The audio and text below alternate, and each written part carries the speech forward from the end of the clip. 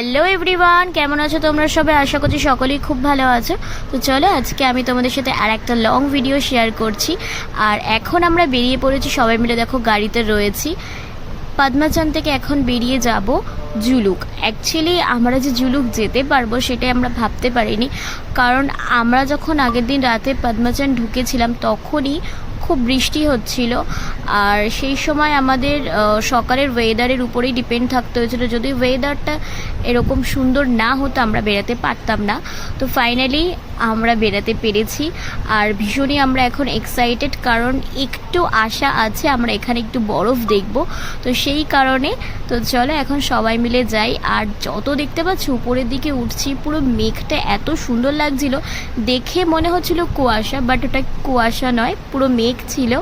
আর ভীষণই সুন্দর লাগছিল। আর পাহাড়ি রাস্তাটা দেখতে পাচ্ছ কতটা ভয়ঙ্কর ছিল, মানে এতটাই রাস্তাটা খারাপ ছিল। এখানে দেখো যে পুরো সাইড এরকম পাথর পড়ে রয়েছে আর একদম একটা সরু রাস্তা, তার মধ্যে দিয়ে যেতে হচ্ছে।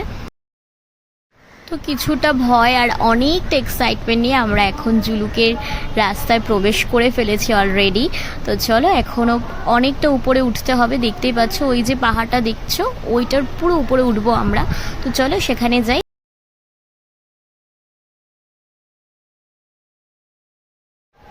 আমরা এখন যত উপরের দিকে উঠছি তত দেখতে পাচ্ছ এখানে পুরো মেঘে ঢেকে গেছে।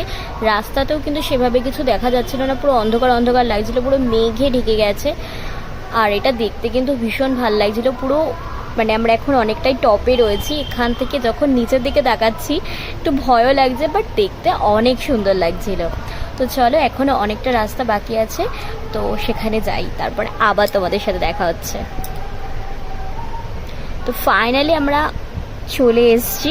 আর এই যে দেখো রাস্তাটা কি দারুণ না লাগছে, পুরো পাহাড়ের গায়ে এরকম ক্রাশ বরফ পড়ে আছে, যেটা দেখতে কিন্তু অসাধারণ লাগছিল।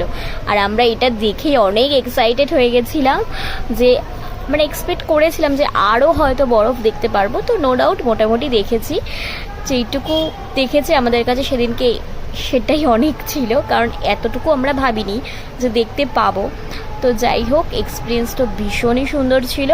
আর চলো দেখাই তোমাদেরকেও।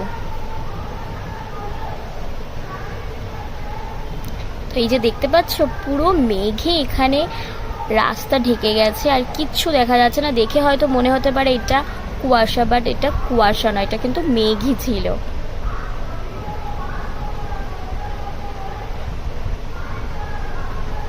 তো এই যে সাইড দিয়ে দেখো কত বরফ পড়ে রয়েছে। আর এই যে ইয়াক দেখতে পেয়েছিলাম আমরা, রাস্তার মধ্যে ভর্তি ইয়াক ছিল। আর এই যে ফাইনালি আমরা এখন চলেও এসেছি। তো এখানে আমরা এসে ভীষণ মজা করেছি, অনেক ভিডিও ফটো নিয়েছি। তো চলো সেগুলোও তোমাদের সাথে শেয়ার করব। আর এই যে এই টার্নটা নিলেই আমরা চলে আসব। তো এই যে ফাইনালি এখন আমরা চলে এসেছি। আর এখানে এসে সবাই মিলে এখন ফটো তোলা হচ্ছে, তারপর বেশ কিছু ভিডিও নিয়েছিলাম। তো দেখো জায়গাটা কতটা সুন্দর, ভীষণই সুন্দর লাগছিল দেখতে।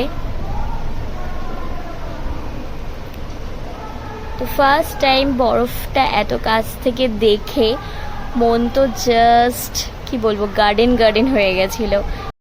তো চলো এবার তোমাদেরকেও পুরো সাইডটা এবার ঘুরে দেখাই।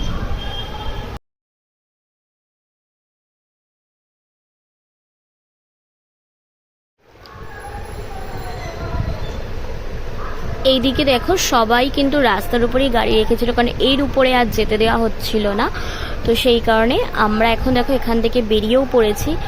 এরপর আমাদের ডেস্টিনেশন হলো গ্যাংটক। তো ওখানে যাওয়ার আগে আমরা একটু লাঞ্চ করে নেব।